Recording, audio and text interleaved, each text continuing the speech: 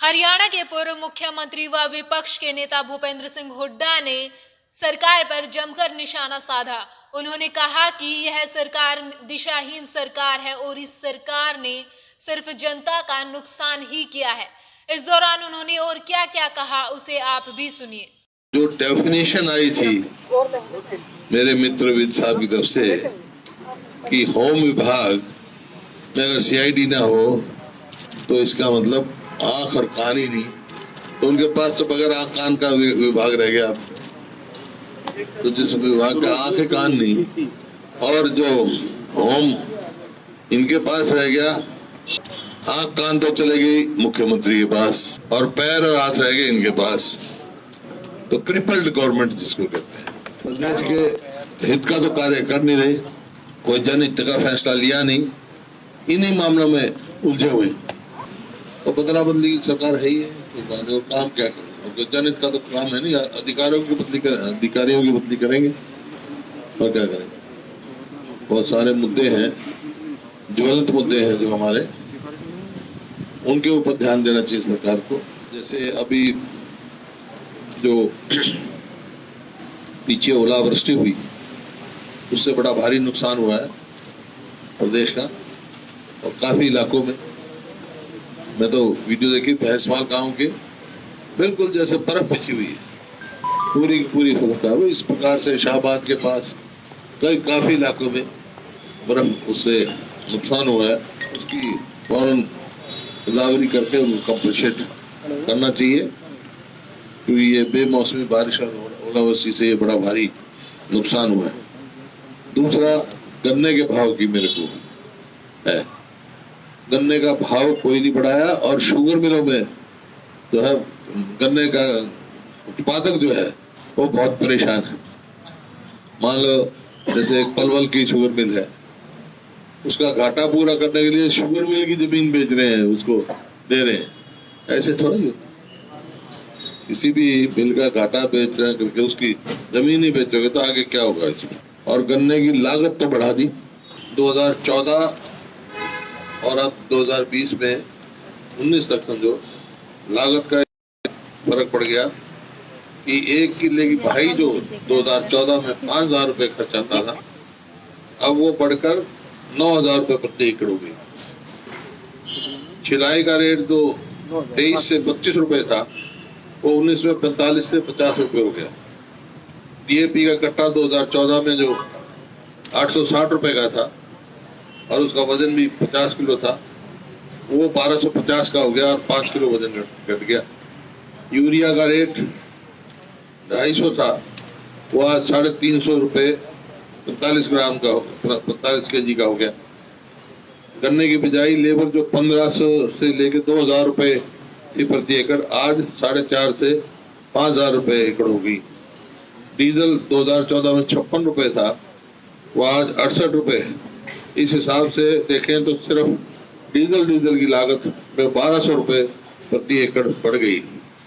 गन्ने की बंधाई की लागत 800 रुपए थी जो, वो अब 2,000 हो गई। मिल तक पहुंचाने का किराया 2,000 से 2,500 था, बढ़कर 3,500 से 4,000 प्रति एकड़ हो गया है। 2014 से 19 में गन्ने की लागत तुलना करें तो किसानों को जो है बड़ा भारी नुकसान, लॉस, और उसकी कीमत भी पूरी नहीं हो रही। तो आज जगह जगह गन्ने के किसान हड़ताल में बैठे हैं।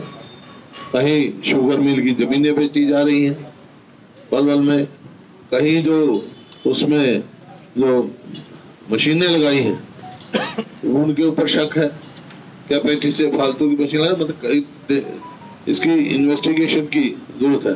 कानून व्यवस्था की जो स्थिति है वो बिल्कुल चरमरा गया।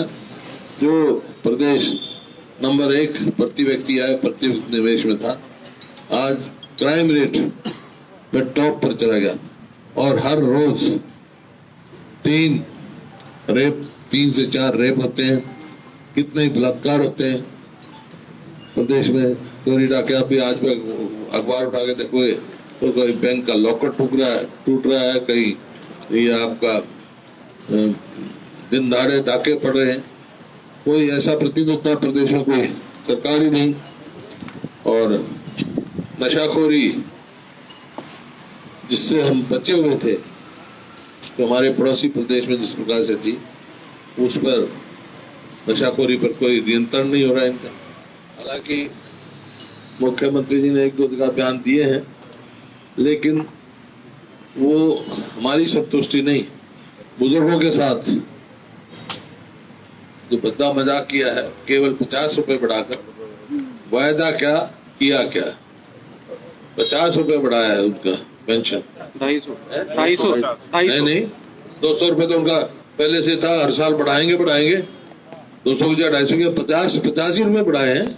धान का घोटाला जो है पिछले 3 साल से हम आवाज उठाते रहे, और अब के घोटाला कोई 50-100 करोड़ का नहीं है, हजारों करोड़ का घोटाला है। और असली जो नुकसान हुआ है वो किसान का हुआ, उस किसान का घाटा कौन पूरा करेगा? इस सरकार को चाहिए किसान का घाटा पूरा करें। इस घोटाले की जांच CBI से कराएं। उनकी गरीब आदमियों की हितैषी सरकार है, और किस प्रकार से मार मारी जा रही है गरीब आदमी पर, किसान पर, मजदूर पर। किसान का कहते हैं हम दुगना भाव 2022 में करेंगे, लेकिन लागत का हिसाब लगाओ तो घाटे में ही जा रहे हैं। इनका कॉमन मिनिमम प्रोग्राम नहीं आया, वो कब आएगा? किस दिशा में सरकार काम कर रही है? अब तो कोई दिशा ही नहीं दिखाई। डायरेक्शनलेस अर्थव्यवस्था और बेरोजगारी। विकास के दौर पर भी ये तो नेशनल सर्वे है, 18वें पायदान पे पहुंचा हुआ है। बेरोजगारी आपके सामने ही है किस प्रकार से बढ़ रही है। सरकार का उधर ध्यान नहीं है, इन समस्याओं से निपटने का ध्यान नहीं है।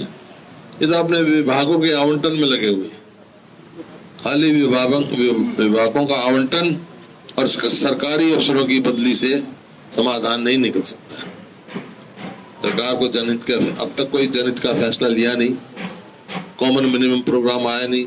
देश और दुनिया की तमाम खबरों को जानने के लिए सब्सक्राइब करें हमारे न्यूज बाजार चैनल को। साथ ही हर एक अपडेट से जुड़े रहने के लिए बेल आइकन को दबाना ना भूलें।